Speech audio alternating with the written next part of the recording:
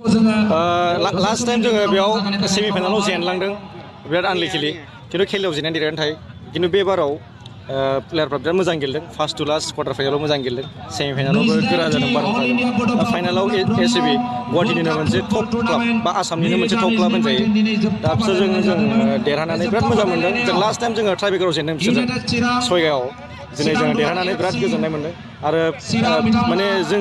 बिदि देरहाबाय थायोबा माने मोजां टिमजों प्लेयारफ्राबो गावखौ मटिभेट खालामो आरो आंबो एसे कोच मटिभेट जालाङो फार्स्टआव जाहैबाय जोंना मेक्सिमाम जोङो लकेल प्लेयार लानानै गेलेगासिनो आरो जोङो लकेल प्लेयारजोंनो जों टारगेट खालामगासिनो जों एखमबा बायरानि प्लेयार लाबोनांगौ जायो मानो होनबा जोंनो एक्सपिरियेन्स प्लेयारा एसे थादेरनांगौ बायरानि बे एक्सपिरियेन्सखौ जोङो सोदेरोबा माने यं टेलेन्टफ्रा जोंना बिसोरजों बै नेक्स्ट लेभेलाव गेलेनो हायो जोंना मेन टारगेटआ बेल' नङा दासो बे फिसा स्टेपसो जोंहा सेकेन्ड डिभिजन आइ लिग दा ओंखायनो जों सेस्था खालामदों माने जोंना बाहेरा प्लेयारफ्रा एसे एक्सपिरियेन्स जाथों आरो माने लकेल प्लेयारखौ लानानै बिदिनो गेलेबाय थानायनि माबायदि प्रिपेयार जादोंमोन नैबे फाइनालखौ देरहानो थाखाय नोंथांमोना बुंनो थाङोबा जोंना प्रिपेयारा जोंना जेब्लाबोखा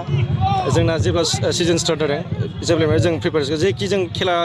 गेलेयामानो जोङो मोजां खेलाखौल' जों सेस्था खालामदों जों देरहानो होननानै गेलेयाखै जास्ट जों बेखौल' गेलेदों माने जाहाथे प्लेयारफ्रा मोजां पारफरमेन्स होयो मानो होनबा खेलाया देरहाबाय एखमबा गाज्रि गेलेनानै देरहायो खिन्थु जों दिनै नुनो मोन्दों मोजां गेलेदों गासिबो मोजां खेलाखौनो गेलेनानै देरहादों गल होनो हादों दिनै बियो गल होनाया बे जाहैबाय बाहेरानि प्लेयार बियो आइ लिग प्लेयार सेकेन्ड डिभिजन बिसोर राजस्थान इउनाइटेडजों गेलेयोमोन बियो सिगाङाव चेम्पियन जादों बिराद एक्सपिरियेन्स प्लेयार आरो दा बेखौ जों बे टिमाव लाबोनाया माने ओरैबायदि प्लेयारबा ओरैबायदि माने गावखौनो गाव माने मोजां माने क्वालिटि जों देखायनो सानो बिसोरनि सिगाङाव बिसोरनि लेभेलजों माने समान खालामनो सेस्था खालामो दा बेयाव मा जायो प्लेयारफ्रा आरो साबसिन गेलेयो आरो बिराद मोजां गेलेयो बियो आरो मटिभेट खालामो प्लेयारखौ बे नङा कि गिदिर प्लेयार होननानै बियो बिराद गावखौनो गाव लेभेल देखायाबो प्लेयारखौ ज' लाफानानै गेलेयो जाहाथे बयबो मोजां गेलेयो होननानै आरो गलखौबो बियो सोबाय बिराद मोजां गल सोदों आं बिराद गोजानदों एगेन्स्ट बिथांमोना बिराद मोजां टिम आङो बिराद नामजादा टिम गोदोनिफ्रायनो जेब्ला जों जमानो जायाखै जानो हागौ बा जों गेलेयाखैबो जानो हागौ बे टाइमनिफ्रायनो नाम जाबोखानाय बे टिम जों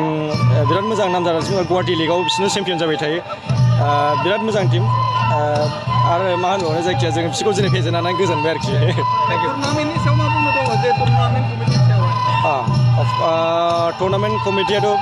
जों फार्स्टनिफ्रायनो जोंखौ बिराद हेल्प खालामदों थानायनि होन जानायनि होन जेबो प्रब्लेम जायाखै आरो जे फेसिलिटि होनांगौ बेखौ होदों होमबासो प्लेयारफ्राबो माने मोजां गेलेनो हायो जोंखौ गोबाव जोंखौ हटेलाव दोनदों दा प्लेयारखौ जुदि हटेलाव थाहैयोबा बा मोजां रेस्ट मोजां जाहोयोबा मोजां रिकभार मोनो होमबासो मोजां गेलेनो हायो दा बेखौ साननानै कमिटियाबो मोजां मोनसे माबा खालामदों सेस्था खालामदों आरो खालामदोंबो ओमफ्राय बिनिफ्राय रिजाल्टआ दिनै नुनो मोनदों